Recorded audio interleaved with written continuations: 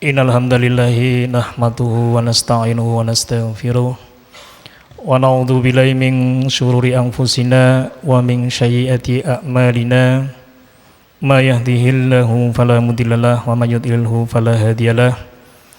Asyhadu an la ilaha illallah wahdahu la syarikalah wa asyhadu anna Muhammadan abduhu wa rasuluhu la nabiyya wa rasulan ba'dah. Allahumma salli wa sallim wa barik ala sayyidina Muhammadin wa ala alihi wa sahbihi ajma'in wa man tabi'ahum bi ihsanin ila yaumiddin. Ya ayyuhalladzina amanu taqullaha haqqa tuqatih wa la tamutunna illa wa antum muslimun. Rabbi israh li sadri wa yassir li amri wahlul 'uqdatam min lisani yafqahu qawli. Fa ya ibadallah ittaqullah usikum wa nafsi bittaqallah faqad fazal muttaqun. Jemaah sidang salat Jumat yang dirahmati Allah Subhanahu wa taala. Pertama, marilah kita menghaturkan rasa syukur kita kepada Allah yang telah dan terus mengaruniakan nikmat yang tidak dapat kita hitung banyaknya. Salawat dan salam semoga senantiasa tercurah atas junjungan kita, suri tauladan kita, Nabiullah Muhammad sallallahu alaihi wasallam. Selanjutnya perkenankan khatib mengajak hadirin dan terutama untuk khatib pribadi untuk terus menjaga iman kita, tetap istiqomah dalam amal soleh dan saling mengingatkan dalam kebaikan dengan cara-cara yang ma'ruf dan penuh kesabaran.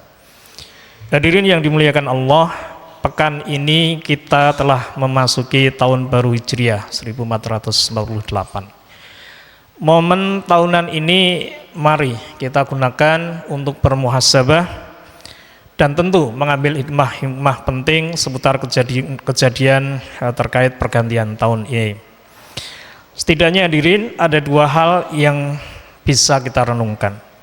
Yang pertama adalah peristiwa hijrah Nabiullah Muhammad SAW dan para sahabat dari Mekah Al-Mukarramah menuju ke Madinah Munawwarah pada bulan Rabiul Awal tahun pertama Hijriah, atau kalau kita konversi ke tahun Masehi sekitar tahun 622 Masehi.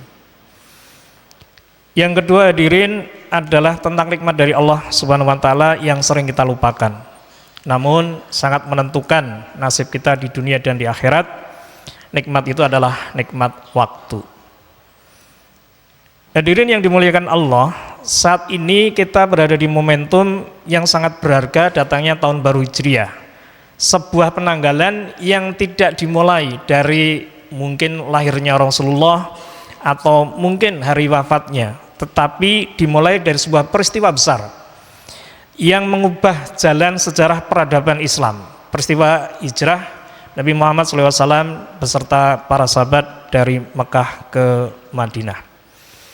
Sebagaimana kita ketahui dalam Sirah Nabawiyah, sejarah penentuan awal penanggalan hijriah terjadi pada masa kekhalifahan Umar bin Khattab radhiyallahu anhu. Para sahabat bermusyawarah. Nah, saat musyawarah perumusan bulan pertama penanggalan hijriah, beberapa sahabat mengusulkan bulan sebagai awal tahun Hijriah. Ada yang mengusulkan bahwasanya peninggalan Islam dimulai dari Rabiul Awal saat Rasulullah berhijrah. Ada yang merujuk Rabiul Awal ini karena kelahiran Nabi.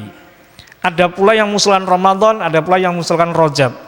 Termasuk ada beberapa sahabat yang mengusulkan Muharram sebagai awal bulan Hijriah, awal kalender Hijriah. Karena Muharram adalah satu bulan setelah Zulhijjah, pelaksanaan bulan haji dilaksanakan, ya, sebagai sebuah kewajiban yang merupakan rukun terakhir dari rukun Islam. Dari beberapa usulan tersebut hadirin, Khalifah Umar kemudian memilih Muharram sebagai awal tahun Hijriah.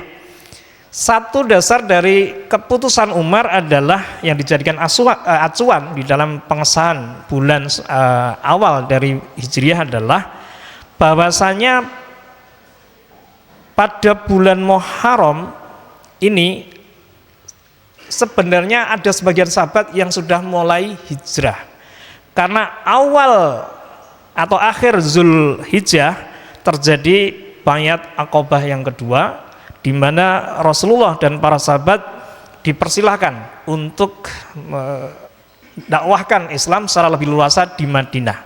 Sehingga dengan demikian Umar dan para sahabat akhirnya mensepakati bahwasanya bulan Muharram sebagai awal hijrahnya para sahabat, sebelum kemudian Nabi Muhammad SAW bersama sahabat setia beliau Abu Bakar radhiyallahu anhu hijrah pada bulan Rabiul Awal.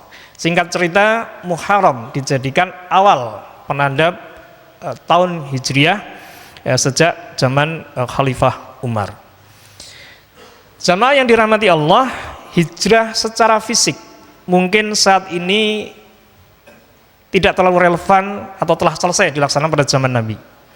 Namun esensi dan hikmah dari hijrah tentu bisa senantiasa hidup dan berlaku sepanjang masa. Dalam Al-Quran, Allah Subhanahu wa Ta'ala berfirman mengenai kemuliaan orang-orang yang berhijrah. Dalam surah At-Taubah ayat 20. A'udzubillahi minasyaitonirrajim. Allazina amanu wa hajaru wa jahadu fi sabilihi bi amwalihim wa anfusihim azzamu darajatan indallah wa ulaika humul faizun. Orang-orang yang beriman dan berhijrah serta berjihad di jalan Allah, wa anfusakum, ya, dengan jiwa mereka, bi amwalihim, dengan harta mereka, azzamu darajatun indallah, sesungguhnya akan tinggi derajatnya di sisi Allah, dan itulah orang-orang yang memperoleh kemenangan. Hikmah terbesar dari hijrah Rasulullah adalah manajemen perubahan, strategi dakwah, dan pemanfaatan waktu sebaik mungkin. Hadirin yang dimuliakan Allah, ketika tujuan dakwah ataupun ini bisa kita representasikan dalam berbagai tujuan achievement hidup kita mengalami hambatan, ada kesulitan, maka mungkin ada saatnya, ada timingnya kita bisa redesign strategi. Hadirin, secinta apapun Nabi Muhammad SAW kepada kota Makkah, namun demi keberlanjutan dakwah, maka Nabi rela meninggalkan kota yang sangat dicintai tersebut, termasuk meninggalkan pusara Khadijah radhiyallahu anha, istri beliau yang sangat dicintai dan telah berpulang mendahului. Hadirin yang dimuliakan Allah, Rasulullah SAW tidak sekedar berpindah tempat secara spontan, namun beliau merencanakan hijrahnya, kepindahannya dengan sangat matang. Memilih rute yang tidak biasa, yang biasa dilalui para pedagang, menunjuk Ali bin Abi Thalib menggantikan posisi beliau di dalam rumah beliau untuk mengecoh musuh, termasuk memanfaatkan waktu di Gua Thur selama 3 hari sebelum beliau melanjutkan perjalanan dengan cara zigzag, ya, tidak mengikuti jalur rute yang sudah ada, ya, di malam hari. Kemudian ini adalah sebuah pelajaran besar bagi kita bahwa sebuah keberhasilan redesign strategi membutuhkan perencanaan, membutuhkan kerja keras, kesabaran, dan pemanfaatan momentum waktu yang tepat. Jamaah yang dirahmati Allah, bergantinya tahun Hijriyah bukan sekedar pergantian kalender atau perayaan seremonial semata. Tentu pergantian ini menjadi alarm keras, pengingat bagi kita bahwa waktu kita di dunia semakin berkurang. Nabi Muhammad SAW mengingatkan kita tentang definisi hijrah yang sesungguhnya untuk kita yang hidup di masa sekarang. Dalam hadis riwayat Bukhari, Rasulullah bersabda, seorang muslim adalah orang yang lidah dan tangannya tidak menyakiti muslim yang lain, dan orang yang berhijrah atau muhajir yang meninggalkan semua yang dilarang Allah. Maka memanfaatkan waktu di tahun baru ini berarti kita bisa melaksanakan apa yang kita maknai sebagai hijrah maknawi, yaitu hijrah, ya, dari sebuah kondisi yang malas menuju ke yang lebih produktif, memanfaatkan waktu luang, ya, untuk kebaikan-kebaikan sebelum datang waktu sibuk kita dengan memperbanyak amal-amal soleh. Hijrah maknawi bisa diartikan juga hijrah dari sebuah kondisi yang barangkali dekat dengan kemaksiatan menuju kepada yang lebih dekat dengan ketaatan, mengubah kebiasaan-kebiasaan buruk, mungkin tontonan yang tidak bermanfaat ataupun ucapan yang sia-sia, ya, berganti menjadi majelis zikir ilmu, ya, majelis-majelis yang mendatangkan kemanfaatan. Hijrah secara maknawi juga bisa kita lakukan dari sesuatu yang kita ini egois, yang terutama untuk para anak muda sekarang Gen Z, menuju kepada sesuatu yang lebih peduli, ya, menuju kepedulian. Kita diarahkan, ya, dengan sebaik-baiknya agar memanfaatkan waktu, sisa waktu menjadi manusia yang bermanfaat bagi orang lain. Karena sebaik-baik orang adalah yang bermanfaat untuk orang lain.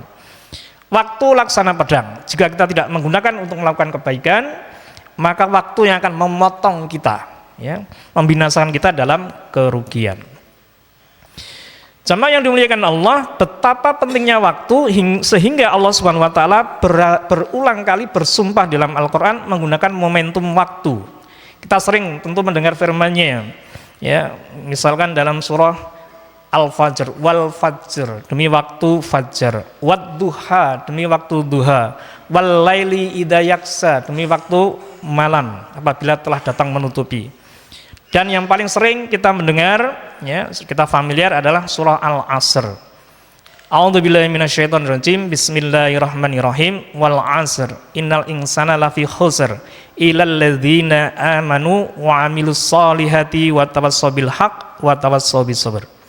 Demi masa sesungguhnya manusia dalam kerugian kecuali mereka yang beriman, mengerjakan amal soleh, menasihati dalam kebenaran dan saling menasihati untuk bersabar. Dari ayat tersebut, hadirin yang dimuliakan Allah, kita seharusnya sadar bahwa jika umur kita ini lewat begitu saja, tanpa terjaganya iman, tanpa bertambahnya amal soleh dan kebaikan di dalamnya, maka kita termasuk golongan orang yang merugi. Waktu memiliki sifat yang unik, dia terus berjalan maju, tidak bisa diputar kembali dan tidak bisa kita bahkan membelinya dengan uang atau materi.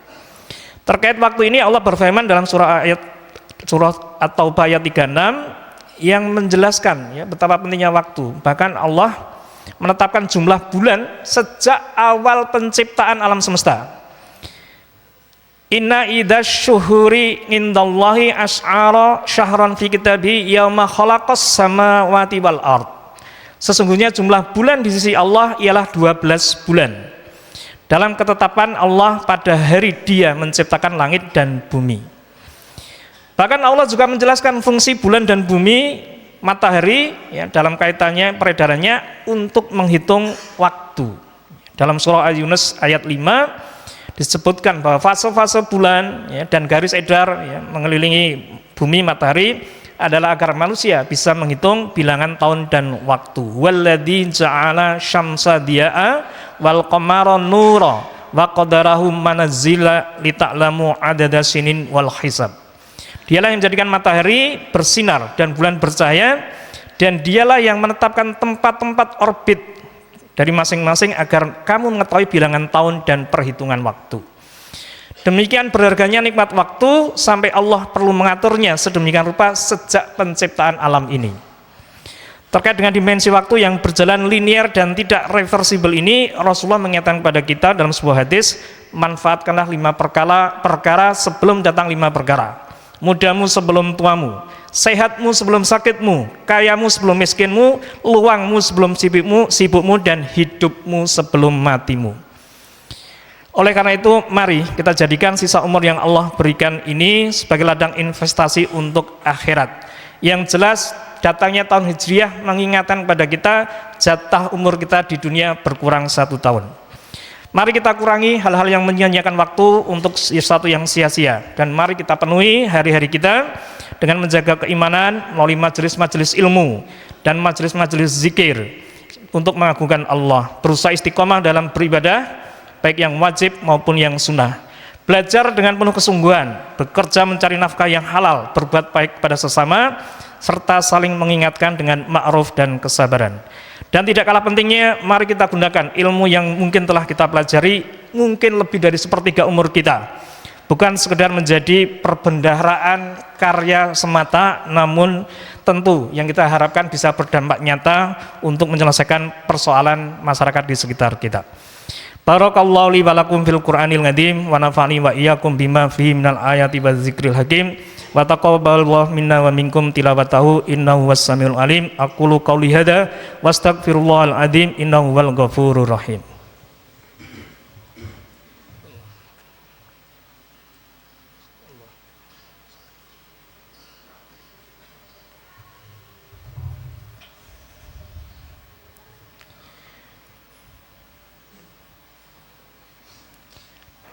Alhamdulillahi hamdan katsiran kama amar asyhadu alla ilaha illallah wahdahu la syarikalah wa asyhadu anna muhammadan abduhu wa rasuluh. Allahumma shalli wa sallim barik ala sayyidina Muhammadin wa ala alihi washabihi ajmain. Amma ba'du fa ayyuhal mu'minun ittaqullaha ta'ala fi ma'amir wa antahu amanaha anhu wazzazr. Jamaah yang dimuliakan Allah, dalam khutbah yang kedua ini kembali kami mengajak mari kita terus mengingat momentum hijrah pada setiap pergantian tahun untuk memupuk kesadaran perlunya meneladani Nabi. Dan dengan penuh kesadaran pula kita membangun persepsi bahwa setiap detik yang kita lalui di dunia ini akan dimintai pertanggungjawaban di hadapan Allah Subhanahu wa taala. Jangan biarkan diri kita menyesali di akhirat nanti saat waktu sudah tidak bermanfaat lagi. Mari kita akhiri khutbah kedua ini dengan berdoa kepada Allah agar dianugerahkan kekuatan untuk meneladani Nabi dan mengelola waktu dengan bijak penuh keberkahan.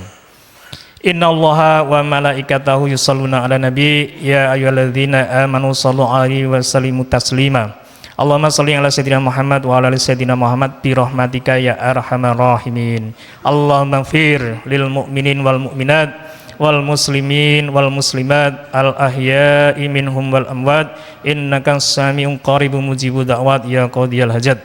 Ya Allah, jadilah kami umat yang senantiasa i'tiba kepada suri tauladan kami Nabi Muhammad sallallahu alaihi wasallam dan satukan kami dalam barisannya. Ya Allah, berkailah umur kami, berkailah waktu kami, dan jadikanlah kami orang-orang yang pandai bersyukur dan pandai memanfaatkan waktu untuk beribadah kepadamu. Allahumma ya mughalibal qulub tsabit qalbi ala dinika wa ala ta'atik. Rabbana atina fid dunya hasanah wa fil akhirati hasanah wa qina adzabannar. Walhamdulillahi rabbil alamin. Ibadallah fadhkurullaha azim. Aqimis shalah. Assalamualaikum warahmatullahi wabarakatuh.